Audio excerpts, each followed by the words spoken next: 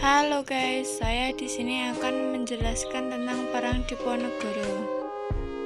Latar belakang dari Perang Diponegoro. 1. Sebab-sebab umum. Rakyat menderita akibat pemerasan Belanda dengan menarik pajak. Kaum bangsawan merasa dikurangi haknya, misalnya tidak boleh menyewakan tanahnya. Dan yang terakhir, campur tangan Belanda di istana, misalnya dalam pengangkatan sultan, mengubah tata cara istana, sajian sirih dihapus dan orang-orang Belanda duduk sejajar dengan sultan. 2. Sebab khusus.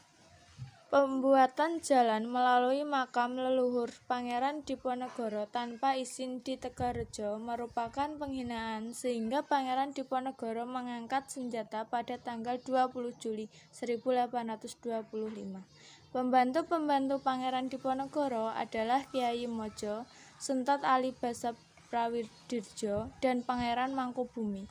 Pusat pergerakannya ialah di Selorong. Sistem yang dipergunakannya adalah perang gerilya dan perang sapil. Perlawanan Perang Diponegoro. Perlawanan Pangeran Diponegoro dimulai dari tanggal 20 Juli 1825. Belanda dalam rangka membuat jalan baru memerintahkan untuk memasang anjir pancang atau patok. Secara sengaja, pemasangan anjir ini melewati pekarangan milik Pangeran Diponegoro di Tegarejo tanpa izin. Pangeran Diponegoro memerintahkan rakyat untuk mencabuti anjir tersebut. Berawal dari insiden anjir, inilah meletus Perang Diponegoro. Dalam perlawanannya, Pangeran Diponegoro didampingi oleh Pangeran Mangkubumi atau Paman Pangeran Diponegoro, Ali Basa Sentot Prawidirjo sebagai Panglima Muda, Kyai Mojo dan Nyi Ageng Serang. Untuk mengatasi perlawanan Pangeran Diponegoro, Belanda menggunakan usaha dan tipu daya untuk mematahkan perlawanan, antara lain 1. Siasat benteng Stelsel yang dilakukan oleh Jenderal de Kock mulai tahun 1827. 2. Siasat bujukan agar perlawanan menjadi reda. 3. Siasat pemberian hadiah sebesar Rp20.000 kepada siapa saja yang dapat menangkap Pangeran Diponegoro. 4. Siasat tipu muslihat, yaitu ajakan berunding dengan Pangeran Diponegoro dan akhirnya ditangkap. Akhir perlawanan Diponegoro.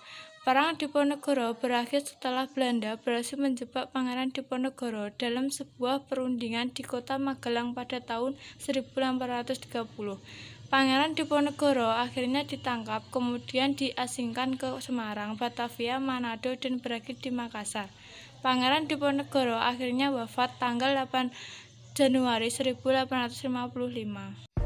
Inilah kronologi Perang Diponegoro.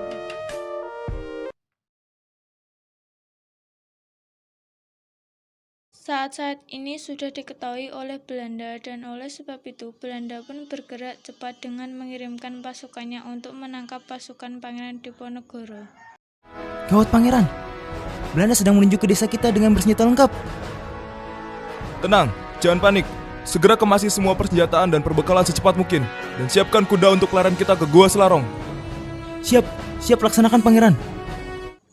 Kemudian terjadilah pertempuran pertama Belanda dengan pasukan Diponegoro. Pasukan Diponegoro mampu memutarbalikkan keadaannya dan berhasil kabur dari serangannya. Meskipun tidak berhasil menangkap Pangeran Diponegoro, Belanda berhasil menduduki di desa Tegarejo dan membakarnya hingga rata.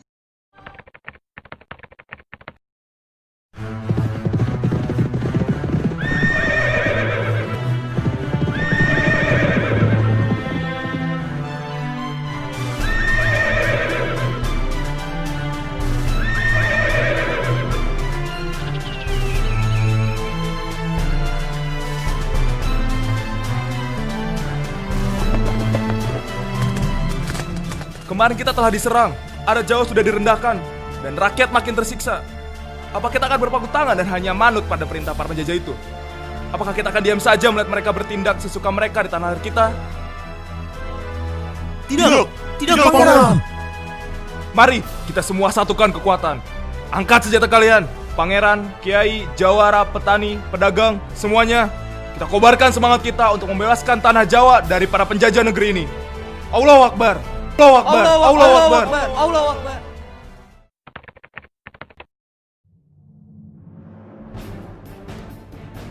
Serangkaian kemenangan demi kemenangan diraih oleh pasukan Pangeran Diponegoro.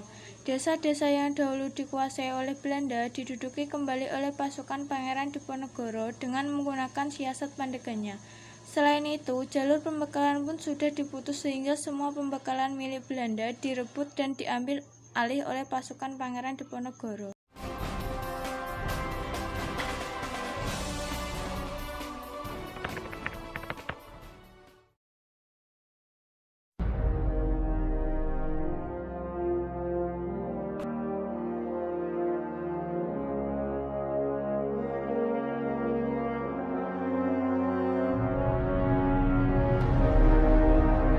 Apa saja yang kalian lakukan selama ini? Kenapa pasukan Diponegoro masih saja berkeliaran di luar sana? Maaf Jenderal, kami sudah melakukan segala cara untuk mengalahkan pasukan Diponegoro. Tapi, setiap strategi yang kita lancarkan selalu saja digagalkan dengan strategi perang gerilya mereka. Pasukan mereka bagaikan hantu yang datang dan meninggalkan medan perang begitu saja. Pasukan kita tidak terbiasa berperang dengan medan hutan.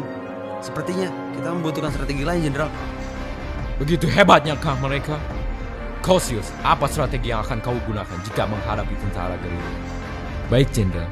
Menurut saran saya, kita bisa menggunakan strategi benteng stealth untuk mengalahkan strategi mereka. Strategi ini sangat berguna ketika saya menggunakannya untuk menahan perlawanan pemberontak di Banten. Baiklah, Letnan, coba kau terapkan strategi tersebut dan rebut kembali daerah yang sudah mereka ambil alih.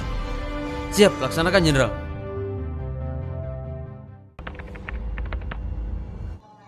Strategi yang dijalankan Belanda membuahkan hasil. Pasukan Pangeran Diponegoro tersudut karena tidak bisa melancarkan serangan geliar. Patroli yang disiapkan Belanda memberikan ancaman yang sangat bahaya buat pasukan Diponegoro. Kekalahan demi kekalahan dalam setiap pertempuran akhirnya dialami oleh pasukan Pangeran Diponegoro. Akan tetapi semangat perjuangan masih belum ada dinikmati oleh seluruh pasukan Belanda. Banyak keadaan berbanding balik di lain pihak dan ini membuat Pangeran Diponegoro dan para penasehatnya berpikir sejenak untuk mensiasati langkah apa yang mereka setujui.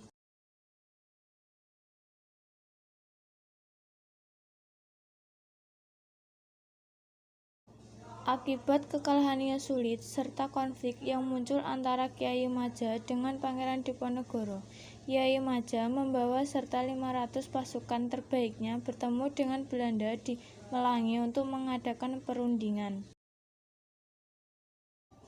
Akan tetapi dengan tipu daya dari Belanda atas iming-iming kekuasaan dan juga harta, Kyai Maja beserta 500 pasukannya menyerahkan diri ke tangan Belanda dan diasingkan dari Jawa Tengah hingga akhir ini.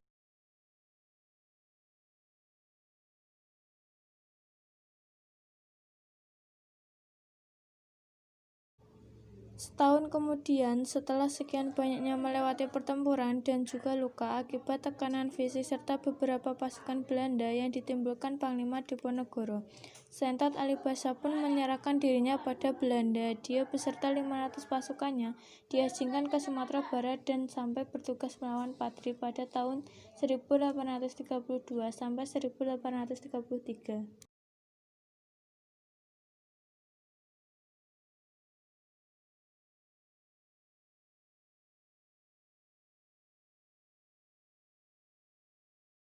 Serangkaian kekalahan demi kekalahan serta menyerahnya Kyai Maja dan Sentot Alibasa dapat membuat Pangeran Diponegoro patah arah.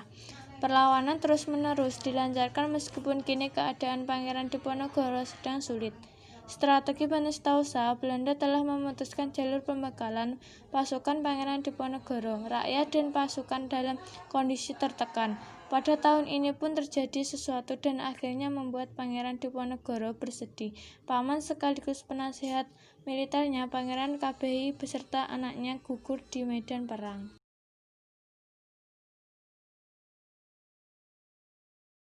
Akibat serangkaian kekalahannya dan juga semakin meningkatnya penderitaan rakyat Jawa akibat perang, Pangeran Diponegoro pun memutuskan untuk berunding agar beberapa wilayah tidak terkait perang yaitu penderita. Pertemuan antara Legend Hendrik Berkus Dengklok dan Pangeran Diponegoro ini berlangsung alot. dan tipu daya dan muslihatnya, Dengkul menangkap Pangeran Diponegoro begitu pertemuan selesai dan dibawa ke Batavia. Pangeran Diponegoro yang tertangkap yang diasingkan memang membuat perang yang sudah terjadi di Jawa selama 5 tahun ini. Padang banyak kerugian yang ditimbulkan bagi kedua belah pihak. Akan tetapi perlawanan ini menjadi inspirasi untuk perlawanan-perlawanan lainnya. Oke, pengaruh dari perang Diponegoro atau perang Jawa ini adalah: pertama, banyaknya korban jiwa pada peperangan tersebut.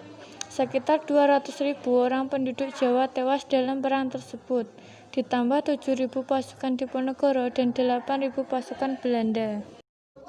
Selain itu, pemerintah Belanda mengalami kekosongan kas negara dikarenakan biaya perang yang sangat besar.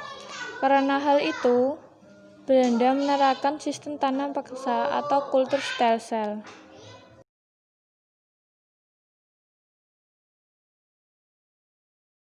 Baiklah, sekian penjelasan tentang perang Diponegoro. Sampai jumpa lagi di penjelasan selanjutnya.